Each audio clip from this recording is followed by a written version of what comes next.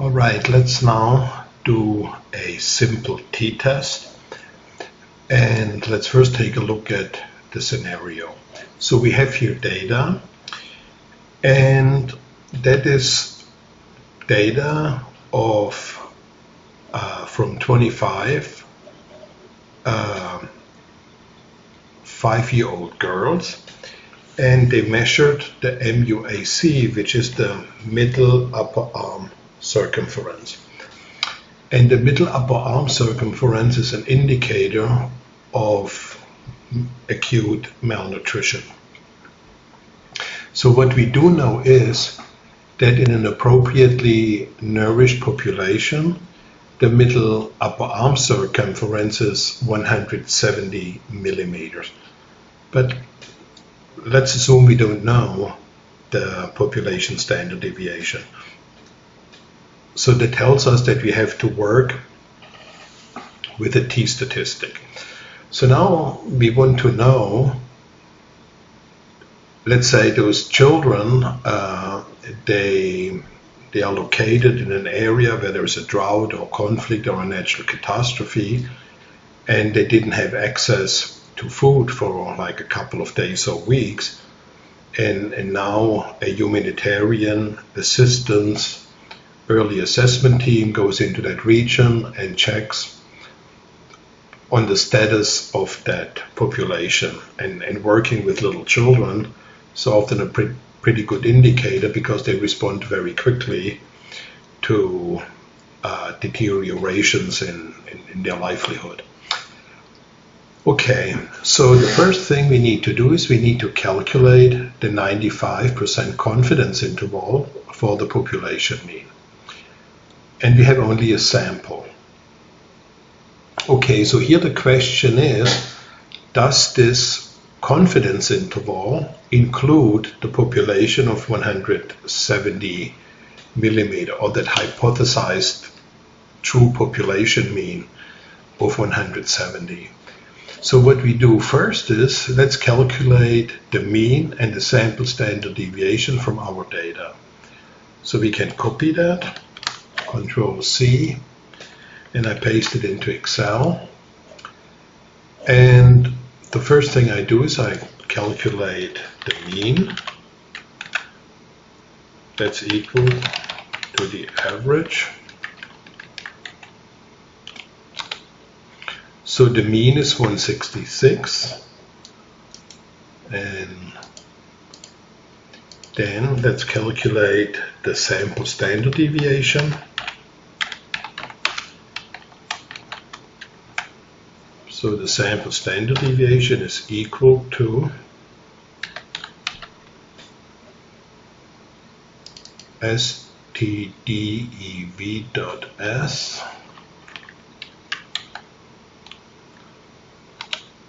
Okay, so that's 10.559.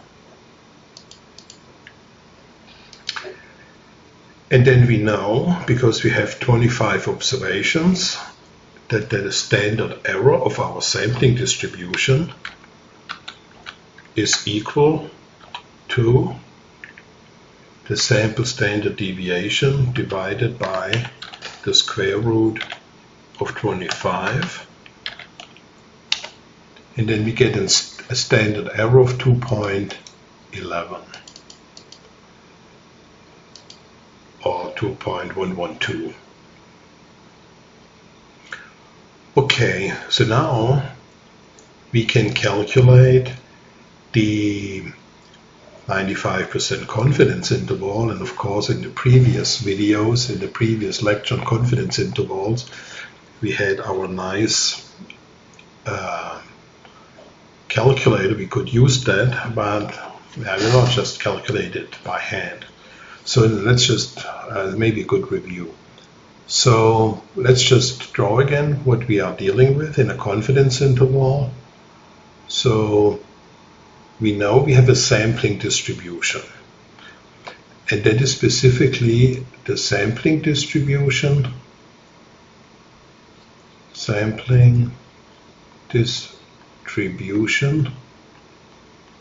of means when the sample size is equal to 25 or 24 degrees of freedom, n minus 1. And we know from the central limit theorem that such a sampling distribution is normally distributed. And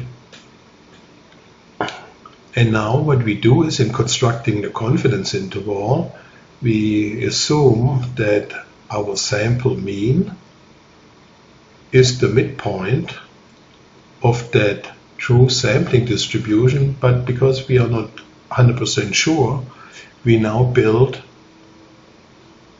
95% confidence around this one. So this area is 95% confidence.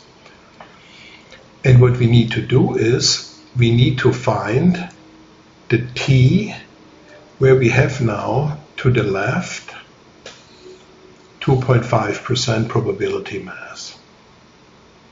So we want to have in that pocket 2.5%, and we want to have in the left pocket 2.5%. So what is that t? Well, for this purpose, we can quickly use the formula, and I do it here, and I call that relevant t. And the formula is t dot inf, and then Excel wants to know what's the probability. That is 0.025. How many degrees of freedom? 24. Enter, and then we get a relative t of negative 2.06, and let me just put an absolute around that formula so that we get rid of the negative sign. Okay, so now we have the standard error and the relevant t, so that means our 95% confidence interval can be written as the mean of 166 plus minus the standard error of, the relevant t of 2.064 times the standard error, which is 2.112. Okay, so that we can be a little bit more accurate. So the lower limit is equal to the mean of 166 minus the relevant t times the standard error, and then we get 161. And of course the lower limit is not so important or not of so much interest. We want to know, does the upper limit maybe include the true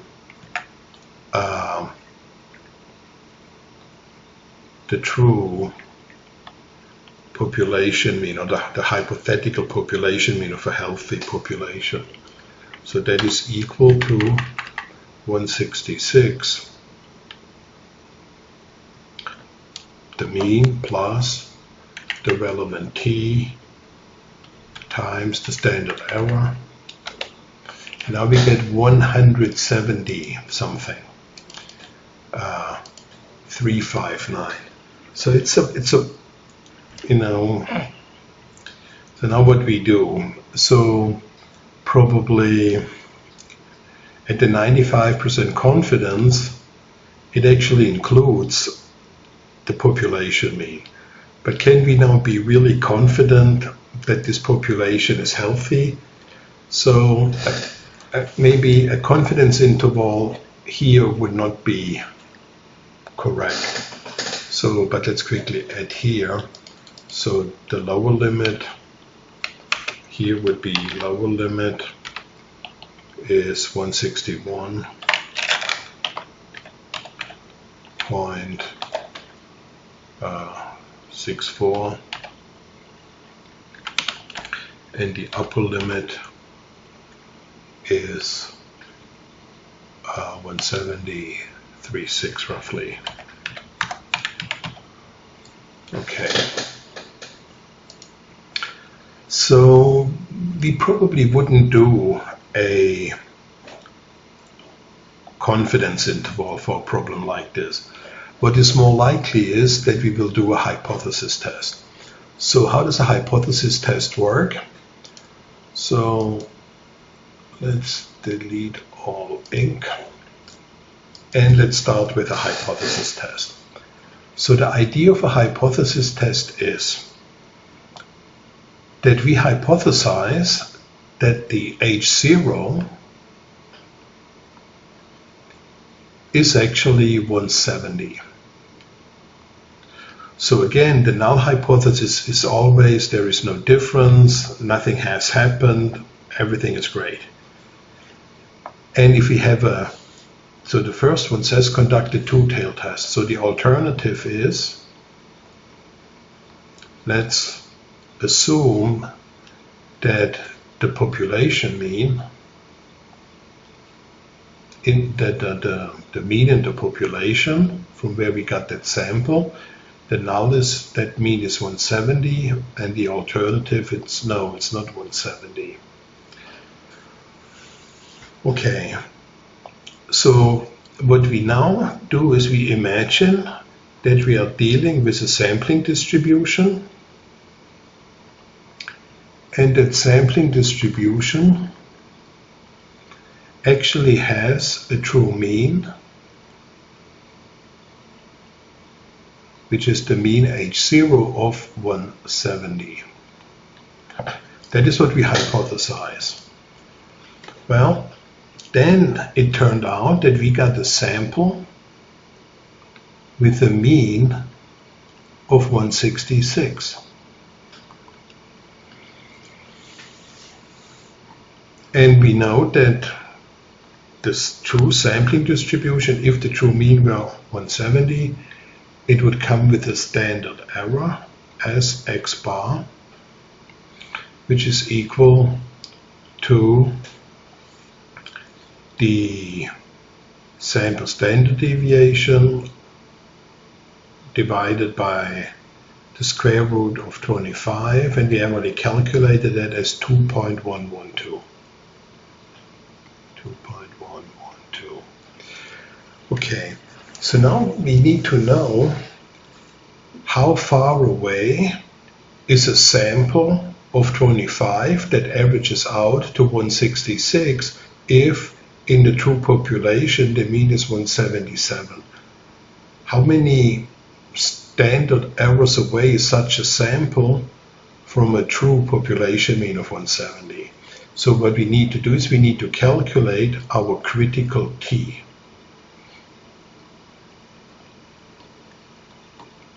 And the critical t is similar to the z.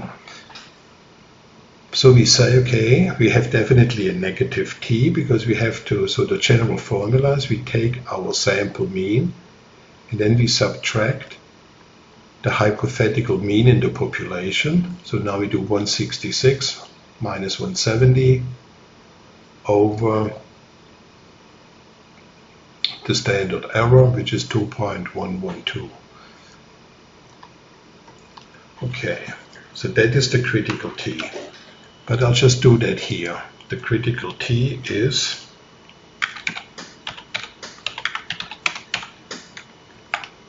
equal to, open parentheses, our sample mean of 166 minus the hypothetical mean of 170 divided by the standard error.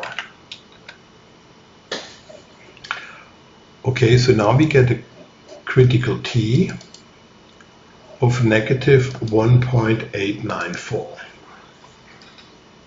So if we do 166 minus 170 over the standard error of 2.112,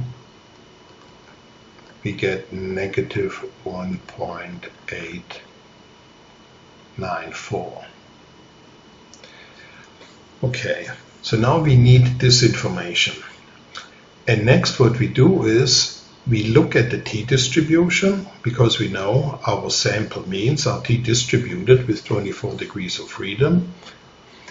And we look now at the t-distribution with 24 degrees of freedom. And of course that also looks normally distributed. And our mean that we hypothesize, so here we have middle upper arm circumferences, and now we convert that information into t-scores. And of course the hypothetical population mean constitutes then the zero in the t-score. But now what we need to find is we need to find the t to the left and the t to the right of zero, where we have 2.5% in each pocket. So because we have a two-tailed test, it says here conduct once a two-tailed test at an alpha of 0.05 or 5%. What that alpha means is alpha is the probability or the risk that I'm willing to take to make a type 1 error. So let's first get that critical t. So, and actually this is not the critical t here, that is actually the test statistic. So that is the test statistic. Okay. So the critical t is the t where I have to the left and to the right 2.5%. So that is the critical t. So critical t. So we use the formula T08 and again 0.025 and 24 degrees of freedom. And now we have again the negative 2.064.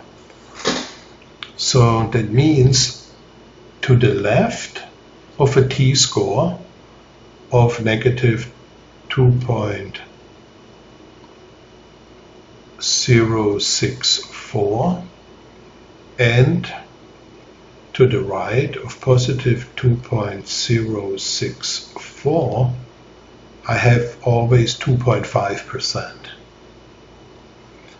So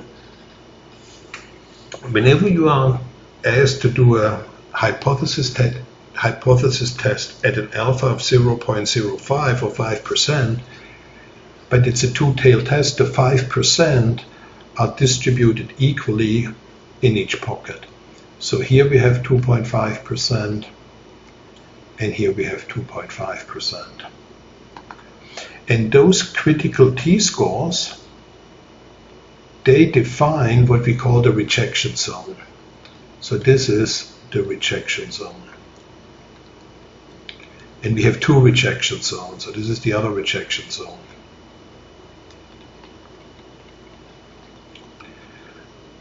So that's the rejection zone, and here also rejection zone. So the question now is, we know that our test statistic is negative 1.8.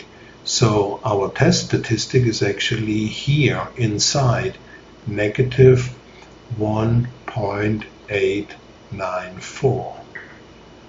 So that means we will not reject the null hypothesis. We fail to reject the null hypothesis because technically our sample of 166 must have an overall greater probability in a two-tailed test of more than 5%, and therefore we do not reject the null. We only would reject the null if the sample that we have drawn from the population has less than a 5% probability of being drawn from a population with a certain hypothetical mean, like in this case 170. So okay, I think it will become clearer if we move next to a two-tailed test. But at this point, we can summarize and and state that in a two-tailed test we fail to reject the null. So here the answer would be we fail to reject the H0. Okay, so now let's do a one-tailed test. And again, we have an alpha of 5%. So, but let me first delete here, maybe everything.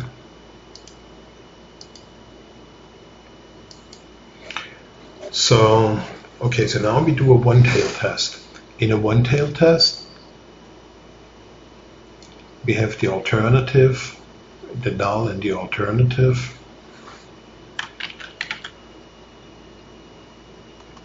Okay, so the alternative is that the population mean is statistically significantly less than 170. So we will say the population mean is less than 170, and then the correct null has to be that the population mean mu is either greater than 170 or equal. And alpha is still 5%, but now we have a one-tailed test.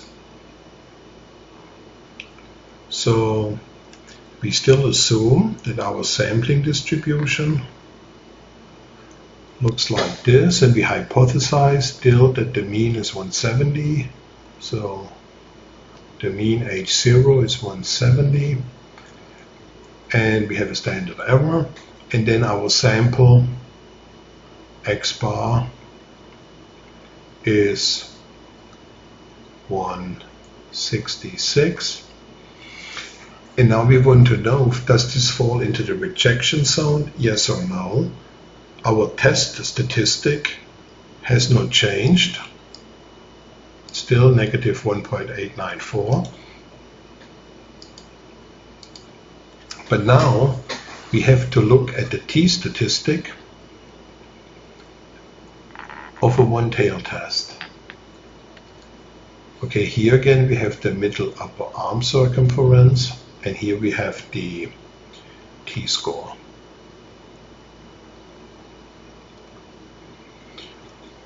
Okay, so the mean corresponds to a 0, and now we have to find, in a one-tailed test, we have to find the t where we have all the 5% in one pocket.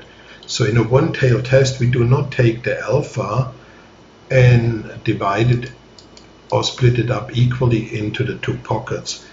It goes in all in one direction. So now our critical t, I have to change this critical t, which was before negative 2.06, and put all the 5% into one pocket. So I changed that to 0.05. And now we get negative 1.71. So now we have here to the left 5%. So this area is now 5. And our critical t that we need to compare with our test statistic of negative 1.89. Okay, so the critical t is negative 1.71.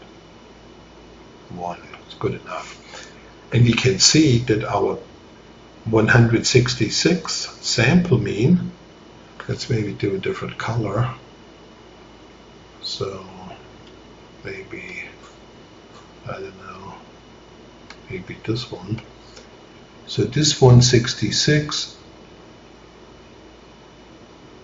falls now into the rejection zone. And that 166 corresponds to a negative 1.894. So before that used to be in the, not in the rejection zone, but now it is in the rejection zone.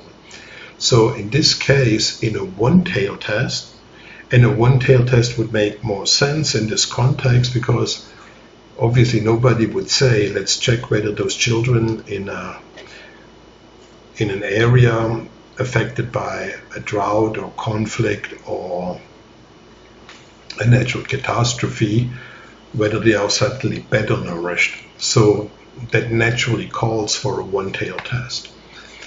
Okay, so but now the conclusion is that we reject the null. So we reject the null, but we are not saying, we accept the alternative because nothing is certain, because now we still could have made a type 1 error. Because now we rejected the null, but it could be that the kids are all healthy and we just happen to get 25 little kids that are perfectly healthy but just a little bit skinny. Well, so what's the probability that we made a type 1 error? The probability that we made a type 1 error is this remaining area to the left of our test statistic. So in a one-tail test, I can easily determine the area to the left of negative 1.89. And that is still the remaining probability that I have made a type 1 error. But of course that probability is less than 5%. And initially I said in my t-test, if the probability of my sample coming from a population with a hypothetical mean of 170 has less than a 5% probability of coming from that population, then I reject the null. Okay, so how big is the area? And that is known as the p-value. The p-value tells you how big is the probability that I made a type 1 error when you reject the null. Okay, so the p-value is equal to, the formula is, we just need to look now, how big is the area to the left of negative 1.8 94. So we use the formula t.dist, open parentheses. Our test statistic is the 1.894, and then degrees of freedom 24, and then I want the entire area, so I have to put for cumulative 1, and you have entered too few arguments. Oh, I forgot the comma. So again, so we entered negative 1.894, 24 degrees of freedom, and cumulatively yes. And now we can enter. And now we see that the probability is negative 0.35. So this purple area is 0.035 or 3.5%. So in other words, we now reject the null, but the probability that we made a type 1 error is 3.5%, right? So nothing is certain, but we will conclude that, because the probability that I get such an awkward sample from a population with a hypothetical mean of 170 is so small, I feel more comfortable to conclude that probably the true population mean is not 170, and that's why you reject the null. Okay, so what I just showed you here is also what you can see on the next couple of slides. So first again, we calculate the 95% confidence interval, and you see, I can go a little bit faster now, we get the same 161 to the 170, so that's exactly what we got. And this is a graphical illustration of the confidence interval, where, here the important point is in the middle, we have our sample average of 166, and then we build some confidence around it. And here we have the sample, the simple t-test scenario for a two-tailed test.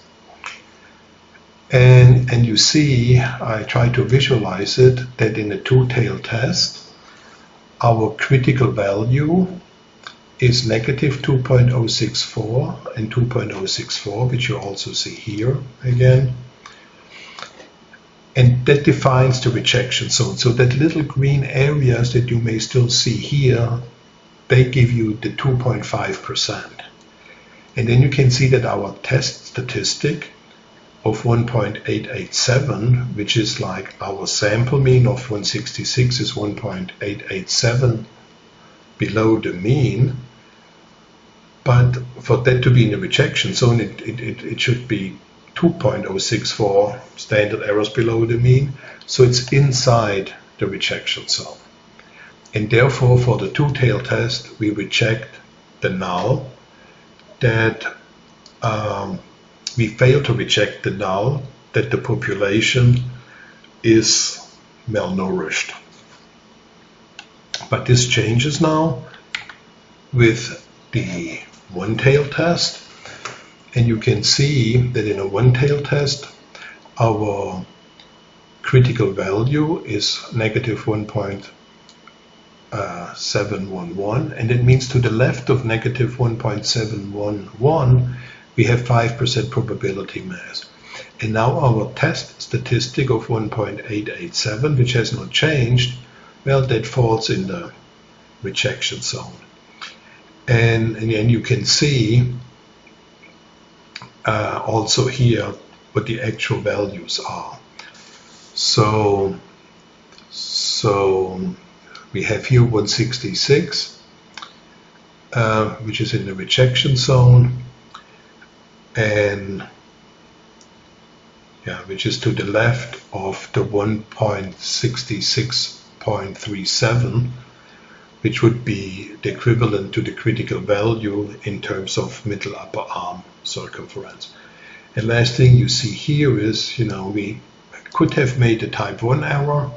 We could have rejected the null even though it is true, but we failed to do so. Okay, I also want to show you how to conduct such a test in Excel.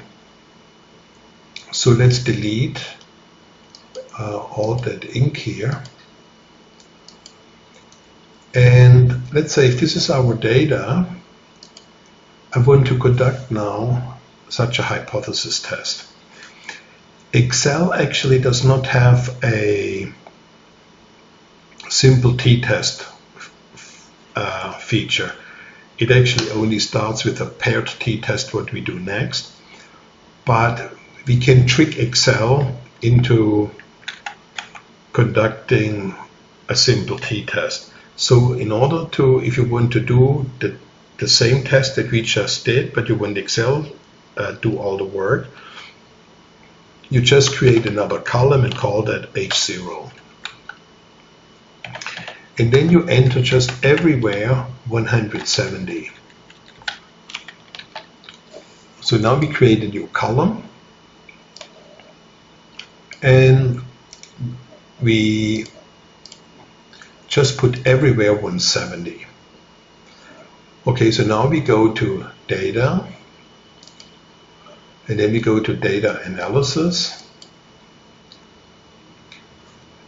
And if you don't see this option in your Excel, don't forget you can always pull it up if you go to File Options, and then you go to Add-ins, and then you go Excel Add-ins Go, and then make sure that you have checked the Analysis Toolpack.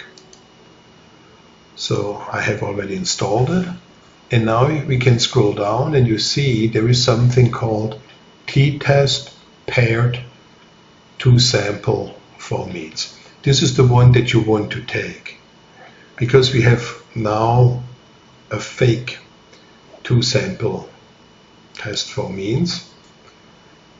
And so we just say OK. So now Excel asks us a bunch of questions. What's the variable 1 range? So this is our middle upper arm circumference. And because I highlighted the MUAC, I need to check labels. And then Excel wants to know what's the second variable. Well, that's the hypothetical mean of 170. So I highlight everything there. And now, what's the hypothesized mean difference? We can enter here 0, but even if you left it blank, Excel would put in there a 0. And then let's put the output range maybe right next to it, maybe here. In my case, that would be cell E12, but you can choose any other cell that has some space.